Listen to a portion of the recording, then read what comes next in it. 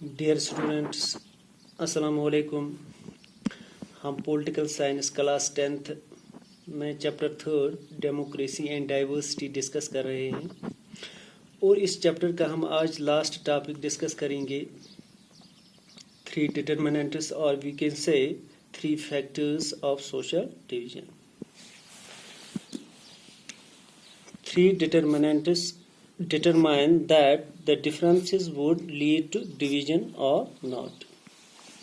यहाँ ये 3 determinants या हम कहेंगे 3 फैक्टर्स ये डिटरमाइन करते हैं कि आपकी सोसाइटी में जो सोशल डिफरेंसेस है तो क्या ये डिफरेंसेस डिवीजन में चेंज हो सकते हैं या नहीं। आज हम ये डिस्कस करेंगे। So what are these determinants और we can say factors. First, how people perceive their identities, यानी लोग अपनी आइडेंटिटी को कैसे देखते हैं, यानी कैसे परसीव करते हैं, सिंगल या मल्टीपल, इंक्लूसिव या एक्सक्लूसिव। अगर हम इंडिया की एग्जाम्पल लेंगे तो यहाँ डाइवर्सिटी है, यानी डिफरेंट रिलीजन्स के लोग रहते हैं, मुस्लिम्स भी हैं, हिंदूज हैं, सिख्स हैं, क्रिश्चियंस हैं, यानी ये अपने अपने रिलीजन्स को फॉलो तो करते ही हैं। इसके साथ साथ यहाँ पे ये देखना है कि अपने रिलीजन्स के साथ क्या ये अपनी कंट्री को भी मानते हैं, तो यहाँ इनकी मल्टीपल आइडेंटिटी प्रूव होती है। फॉर एग्जांपल पंजाब का रहने वाला पंजाबी बोलता है, ये उसकी लैंग्वेज की आइडेंटिटी होती है। और इसके साथ साथ वो सिख रिलीजन को फॉलो करता है, यहाँ उसके रिलीजन की आइडेंटिटी होती है। इसके साथ साथ वो इंडिया में रहता है, इससे उसकी कंट्री की आइडेंटिटी भी प्रूव होती है। इसको हम मल्टीपल आइडेंटिटीज कहते हैं।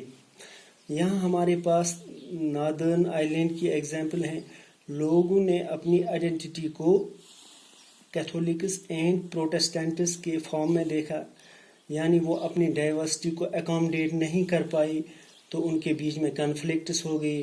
अब अगर हम बेल्जियम की एग्जांपल लेंगे तो वहाँ लोगों ने अपनी आइडेंटिटी को ऐसे नहीं देखा कि ये डच स्पीकर है या ये फ्रेंच स्पीकर है, उन्होंने अपनी आइडेंटिटी को एज ए बेल्जियन देखा वहाँ पे।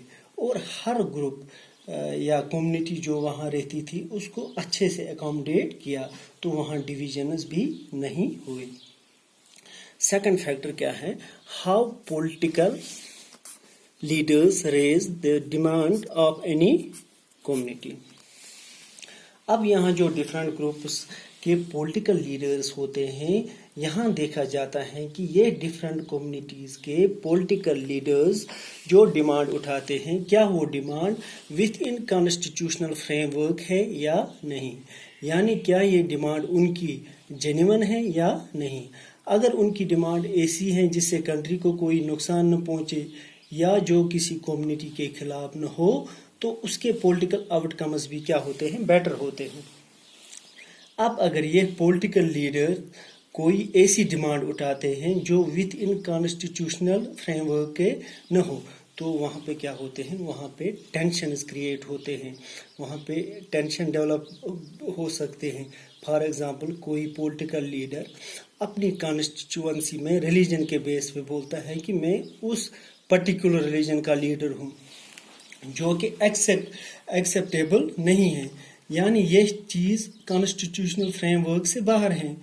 जो भी कोई लीडर किसी कॉन्स्टिट्यूएंसी से इलेक्ट होके आता है वो उस पूरी कॉन्स्टिट्यूएंसी का लीडर होता है, न कि किसी पर्टिकुलर रिलीजन का। यानी वो लोगों को on the basis of caste या रिलीजन डिवाइड नहीं कर सकता है। यहाँ पे कॉन्स्टिट्यूशन ने उसकी रिस्पॉन्सिबिलिटी फिक्स की हुई है।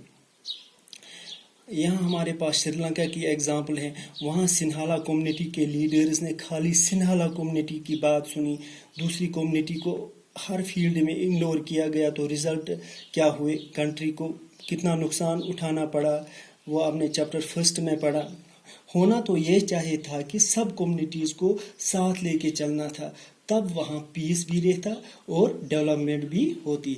लेकिन उन्होंने क्या किया, उन्होंने इसके अपोजिट किया, जिससे उनकी कंट्री में क्या हुआ, अफरा तफरी फैल गई। And third factor is how government react to demand of the different groups. यानी डिफरेंट सोशल ग्रुप्स के लीडर्स जो डिमांड उठाते हैं उनकी डिमांड पे गवर्नमेंट यहाँ कैसे रिएक्ट करती है, ये थर्ड फैक्टर है. यानी इन डिमांड्स को गवर्नमेंट कैसे अकोमोडेट करती हैं, यहाँ गवर्नमेंट का रिएक्शन क्या होता है, डिफरेंट कम्युनिटीज़ या सोशल ग्रुप्स की डिमांड को कैसे फुलफिल गवर्नमेंट करती है. कहीं ऐसा तो नहीं होता है कि एक सोशल ग्रुप की डिमांड को फुलफिल करने के लिए दूसरी कम्युनिटी को नुकसान उठाना पड़ता. यहाँ हम श्रीलंका की एग्जाम्पल से समझने की कोशिश करेंगे. वहाँ गवर्नमेंट की रिएक्शन क्या थी, उसके क्या रिजल्ट्स निकले. उन्होंने खाली एक कम्युनिटी की बात सुनी यानी सिन्हाला की और दूसरी कम्युनिटी को इग्नोर किया, जिससे वहाँ पे क्या हुआ, प्रॉब्लम क्रिएट हुए, कन्फ्लिक्ट्स हुए और सोसाइटी भी डिवाइड हुई. अब अगर वहाँ की गवर्नमेंट ने दोनों कम्युनिटीज़ को अच्छे से अकोमोडेट किया होता तो कंट्री में वायलेंस नहीं होता. So government should accommodate the reasonable demand of minorities. यहाँ पे क्या है, गवर्नमेंट की रेस्पॉन्सिबिलिटी होती है कि वो हर एक की डिमांड को देखे, क्यों न वो कंट्री में रहने वाले किसी माइनॉरिटी कम्युनिटी की ही हो. मगर यहाँ पे एक शर्त है. शर्त क्या है कि डिमांड रीजनेबल होनी चाहिए, यानी कॉन्स्टिट्यूशनल फ्रेमवर्क के अंदर होनी चाहिए. अब अगर किसी पॉलिटिकल लीडर या किसी सोशल ग्रुप की ऐसी डिमांड होगी जो कॉन्स्टिट्यूशनल फ्रेमवर्क के बाहर होगी, यानी कोई इलीगल डिमांड होगी, तो वहाँ गवर्नमेंट के पास पूरी अथॉरिटी होती है कि वो रेजिस्ट कर सकती है, क्यों न उसको वहाँ पे फोर्स का इस्तेमाल ही करना पड़े. मगर ये लास्ट ऑप्शन होता है. अब ये गवर्नमेंट पे डिपेंड करता है कि वो कैसे प्रॉब्लम्स को अकोमोडेट करे. So it all depends upon government how they handle the situation. आपको श्रीलंका की एग्जांपल याद होगी. वहाँ गवर्नमेंट ने चीज़ों को अच्छे से अकोमोडेट नहीं किया तो सिविल वार वहाँ पे स्टार्ट हो गई. इसके अपोजिट में बेल्जियम की सिचुएशन भी आपने चैप्टर 1 में पढ़ा. बेल्जियम ने सिचुएशन को अच्छे से हैंडल किया, यानी बेल्जियम ने चीज़ें अच्छे से अकोमोडेट की. उन्होंने अपनी कॉन्स्टिट्यूशन में 4 बार अमेंडमेंट की. क्योंकि वहाँ उन्होंने हर एक कम्युनिटी की बात मानी, तो वहाँ पीस रहा, सोशल हार्मनी रही और डेवलपमेंट भी अच्छे से हुई. So there are 3 determinants, or we can say 3 factors of social division. First, how people perceive their identities, यानी लोग अपनी आइडेंटिटी को कैसे परसीव करते हैं. And second, how political leaders raise the demand of any community, यानी political parties अपनी demand को कैसे रेज करते हैं, क्या वो डिमांड्स कॉन्स्टिट्यूशनल फ्रेमवर्क के अंदर हैं या बाहर. And third, how government reacts to demand of the different groups, यानी गवर्नमेंट इन डिमांड्स के अपोजिट कैसे रिएक्ट करती है. Government's reaction towards demands of different groups भी हम कह सकते हैं. इसके बाद people who feel marginalised means social discriminated people, और we can say poor people.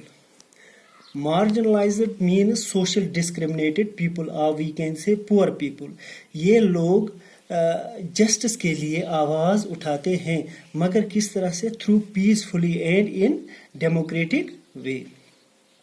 So all differences not lead to divisions. कभी कभी क्या होता है कि डिफरेंसेस जो भी होते हैं वो सब डिवीजन में कन्वर्ट नहीं होते हैं. ये पॉलिटिकल पार्टीज पे डिपेंड करता है कि वो सिचुएशन को कैसे हैंडल करें. अगर सिचुएशन को अच्छे से अकोमोडेट किया जाए तो डिवीजन होने के चांसेस कम होते हैं. अब हर वक्त डिफरेंसेस डिविजन्स क्रिएट नहीं करते हैं, किसी वक्त डिफरेंसेस का पॉजिटिव इम्पैक्ट भी होता है. वो कैसे, फॉर एग्जांपल कोई कम्युनिटी बहुत बैकवर्ड होती है, अगर उनकी वेलफेयर के लिए गवर्नमेंट कोई रिजर्वेशन लाती है तो यहाँ डिफरेंसेस कंट्री में यूनिटी लाती है, न कि डिवीजन. इस तरह से हमारा चैप्टर 3 का आज ये लास्ट टॉपिक था और हमारा चैप्टर 3 आज कंप्लीट हुआ। इंशाल्लाह नेक्स्ट वीडियो में हम चैप्टर 4 स्टार्ट करेंगे। थैंक्स।